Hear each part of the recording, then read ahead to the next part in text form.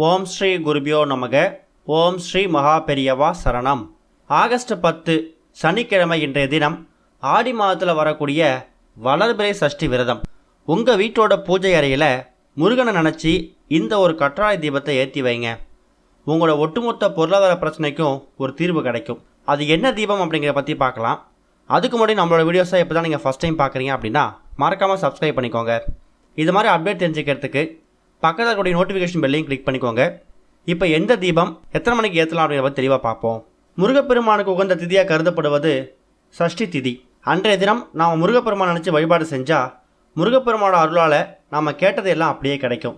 சஷ்டியில் இருந்தால் அகப்பையில் வரணும் ஒரு பழமொழியை கேள்விப்பட்டிருப்போம். குழந்தை பாக்கியம் வேணும்னு நினைக்கிறவங்க சஷ்டி திதி அன்னைக்கு விரதம் வந்து வழிபாடு செஞ்சால் கூடிய சீக்கிரம் குழந்தை பாக்கியம் கிடைக்கும் அப்படிங்கிறது தான் அந்த பழமொழியோட அர்த்தம். அவ்வளவு சிறப்பு மிகுந்த அந்த சஷ்டி திதி ஆடி மாதத்தில் வரும்போது நாம் முருகப்பெருமான் நினச்சி வழிபாடு செஞ்சால் பணவரவு அப்படிங்கிறது நமக்கு அதிகமாகும். அந்த சூட்சுமமான வழிபாட்டு முறையை பற்றி இப்போ தெளிவாக பார்க்கலாம். ஆடி மாதம் அம்மனுக்குரிய மாதம். அம்மனுக்குரிய மாதத்தில் வரக்கூடிய அம்மனோட மகனாக இருக்கக்கூடிய முருகப்பெருமானுக்கு உகந்த சஷ்டி திதியானது ஆகஸ்ட் 10 ஆடி மாதம் 25 சனிக்கிழமை வந்திருக்கு. இந்த தினத்தில் நாம் முருகப்பெருமான் நினச்சி வழிபாடு செய்யும்போது நமக்கு பல நன்மைகள் கிடைக்கும். காலையிலே எழுந்து சுத்தமாக குளிச்சுட்டு வீட்டோட பூஜையில் இருக்கக்கூடிய முருகப்பெருமான் படத்தை சுத்தம் செஞ்சு அவருக்கு சந்தன குங்குமம் போட்டு வைக்கணும். அதுக்கப்புறமா அவருக்காக நீங்கள் ஒரு தீபத்தை ஏற்ற போகிறீங்க. இந்த சஷ்டி திதி அப்படிங்கிறது அமாவாசைக்கு பிறகும் பௌர்ணமிக்கு பிறகும் வரக்கூடிய 6வது திதி. சரவண பவ அப்படின்னு சொல்லக்கூடிய முருகனோட மந்திரமும் 6 அச்சரங்களை கொண்டது. முருகப்பெருமானை வளர்த்தவங்க 6 கார்த்திகை பெண்கள். இப்படி 6 அப்படின்னு சொல்லக்கூடிய எண்ணுக்கும் 6வது திதியாக வரக்கூடிய சஷ்டிக்கும் முருகனுக்கும் ஏகப்பட்ட பொருத்தம் இருக்குது. அப்பேற்பட்ட நல்ல நாளில் நீங்கள் முருகப்பெருமான் நினச்சி செய்யக்கூடிய வணங்கக்கூடிய ஒரு விஷயங்களுக்கும் ஒரு மிகப்பெரிய பலன் ஏற்படும். இது வரைக்கும் வாழ்க்கையில் தோல்விகளை மட்டும்தான் சந்தித்து வந்துட்டுருக்கீங்க.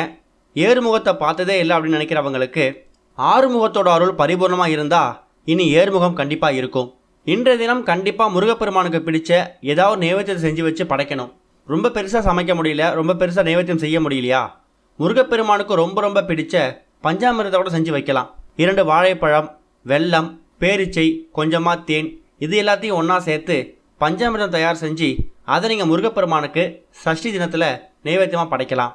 அதை முருகப்பெருமான் மனசார ஏற்றுப்பார். ஒரு மாதத்தில் மொத்தமாக 2 சஷ்டி திதி வரும். அமாவாசைக்கு பிறகு வரக்கூடியது வளர்பிறை சஷ்டி, பௌர்ணமிக்கு பிறகு வரக்கூடியது தேய்பிறை சஷ்டி.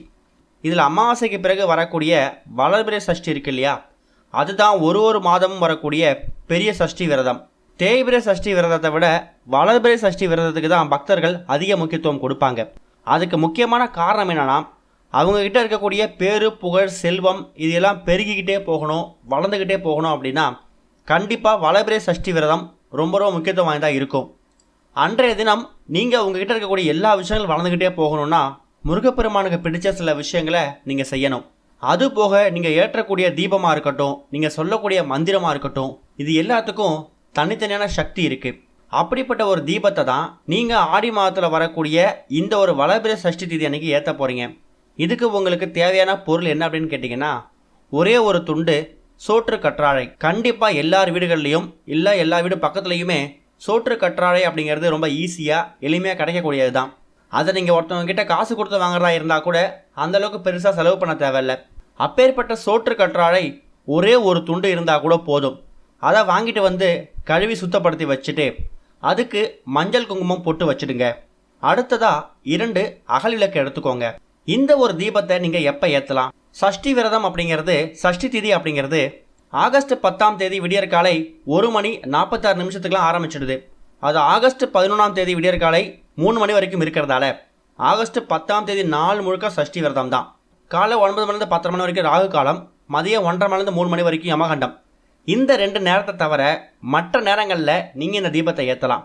உதாரணத்துக்கு மாலை ஒரு 6:30 மணிலேருந்து 7:30 இந்த நேரத்தை பயன்படுத்திக்கோங்க.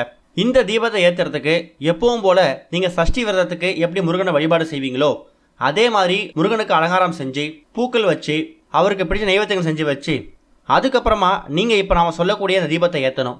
சின்னதாக ஒரு தட்டு ஒன்று எடுத்துக்கோங்க. அந்த தட்டில் கழுவி சுத்தப்படுத்தி பொட்டு வச்சுருக்கீங்களா கற்றாழை, அதை ஒரு பக்கமாக வச்சுட்டு அதுக்கு முன்னாடி 2 அகல் விளக்கு எடுத்தீங்கல்ல, அந்த 2 அகல் விளக்கை அந்த தட்டு மேலே வச்சு நெய் ஊட்டினாலும் சரி நல்லெண்ணெய் ஊட்டினாலும் சரி அது உங்கள் வசதிக்கு ஏற்றது. அந்த தீபத்தை நீங்கள் திரி போட்டு தீபம் ஏற்றணும். அந்த தீபம் எரியும் போது உங்கள் மனசுக்குள்ளே என்ன வேண்டுதல் இருக்கோ அதை முருகப்பெருமான் கிட்ட மனசார வேண்டிக்கோங்க. இந்த கற்றாழை அப்படிங்கிறது மருத்துவமும் மகத்துவமும் நிறைந்த ஒரு பொருள். உடம்புக்கு குளிர்ச்சியை ஏற்படுத்தக்கூடிய ஒரு பொருள் தான் சோற்று கற்றாழை. முகப்பொலிவை ஏற்படுத்தக்கூடியது, வசியத்தை ஏற்படுத்தக்கூடியது. முருகப்பெருமான் அப்படிங்கிறவர் ஒரு அலங்கார பிரியர். அவர் முகத்தை பார்த்தீங்கன்னா ஒரு வசீகரமாக ரொம்ப பொலிவாக இருக்கும். யார் ஒருத்தவங்களோட முகம் ரொம்ப பிரகாசமாக ஒளிமயமாக இருக்கோ அவங்கள ஒருத்தவங்க பார்த்தாங்கன்னா அவங்களுக்கு எல்லாமே வெற்றி தான்.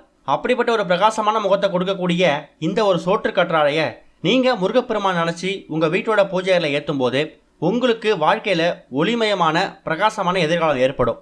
இன்னொரு விஷயம், நிறைய பேர் வீட்டு வாசலில் சோற்று கற்றாழையை மண் சட்டியில் செடியாக வளர்ப்பாங்க.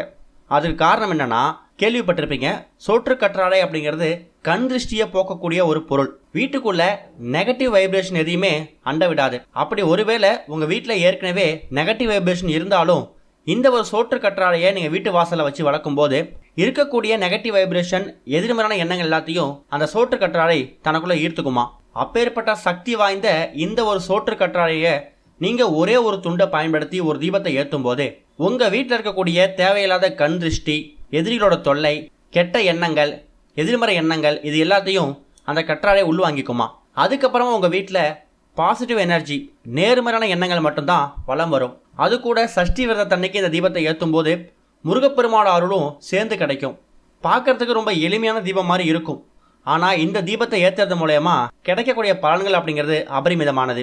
இந்த ஒரு சோற்று கற்றாழை தீபத்துக்கு இன்னொரு விஷயமும் பலனும் இருக்குது.